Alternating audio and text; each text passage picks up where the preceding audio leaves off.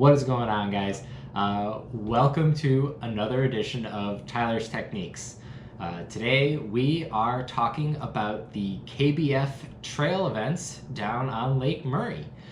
We just got back from South Carolina a couple days ago. We got ourselves all unpacked, organized, and we've been able to look back at the event, see what worked, see what didn't work, and yeah, we're going to talk about what we did to catch them. So on Saturday, I pretty much spent most of the day with moving baits.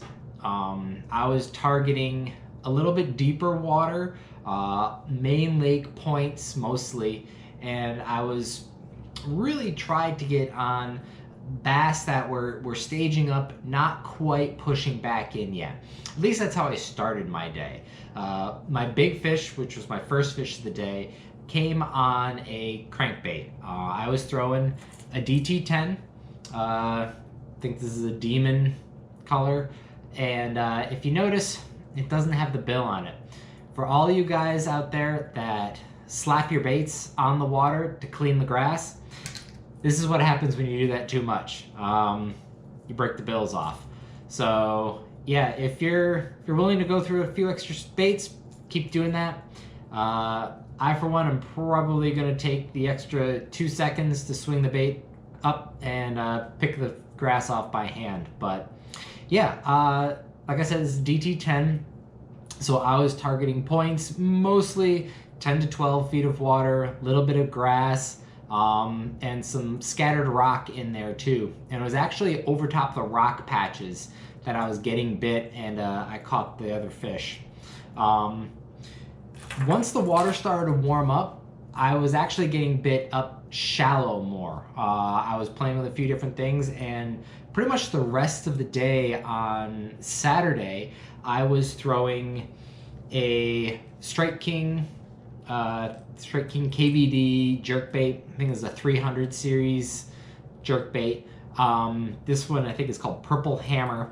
I was doing my best to try to find a jerkbait that was going to look something close to the herring that the fish are chasing out there. So I was throwing this. I was working this way up in the shallows, you know, throwing it right up against the bank, and I was working it pretty fast too. The water temps at that point had warmed up to 55, 56 degrees, so you didn't really need a huge pause on this jerkbait. But this was getting hit with pickerel. I caught crappie on it. I caught bass on it.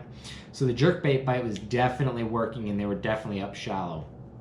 And I was throwing it on, this is actually the only rod that I use that's not an FX rod.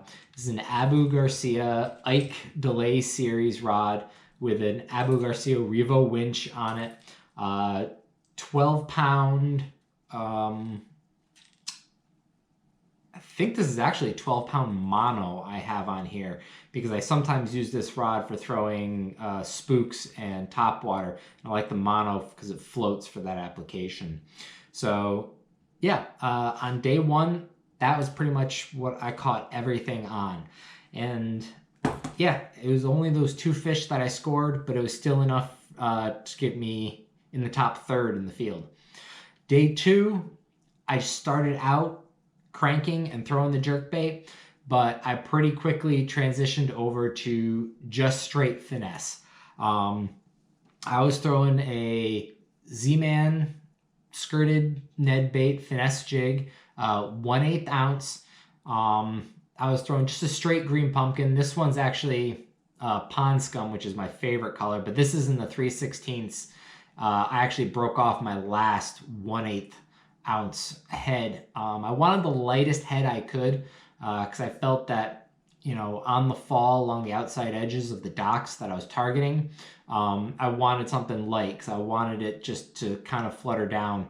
But I didn't want to, I didn't have any luck throwing a wacky rig around, or even the Nico rig. So that's when I stuck with the Ned. And then on that, I was using a TRD Ticklers, and this is a copper truce.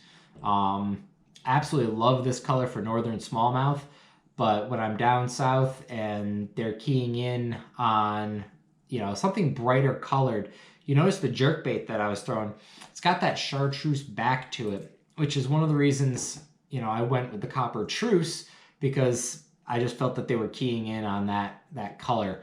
So that was pretty much it. I caught every single fish I scored on Sunday on the Ned rig, you know, targeting the edges of docks, mostly in deeper water, the deeper docks. 5, 6, 7 feet deep, I think is where I was getting the bites. Even though I saw fish swimming up super shallow and I was getting them super shallow on the jerkbait, the dock fishing for me, everything came out a little deeper water. And I was throwing that Ned rig on, this is a 6.6 medium light action FX Customs rods, spinning rod. And I absolutely love this rod for finesse. The 6.6 is short enough that I can skip this in around docks. I can work it, you know, in tight cover. And then this has a Daiwa Tatula LT 2500 reel on it.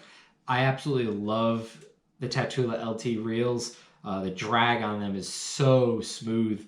Once you put a hook in the fish, you should not lose them with that drag, because they'll just pull. You got a nice soft action on the rod, and yeah, it's not common that you lose too many fish once you get a good hook in them. So yeah, that's it. It was a pretty simple setup. You know, when you put one rod in your hand, you just go at it all day. You know, it makes for a long day, but an easy day. So yeah, that's pretty much all we had. So we got a couple months break now, so hopefully I can come up with some other videos and some stuff to post and to give you guys. But until then, maybe we'll get on the ice, you know, who knows. But yeah, that was it for Lake Murray. So hope you guys enjoyed, and we'll see you on the next one.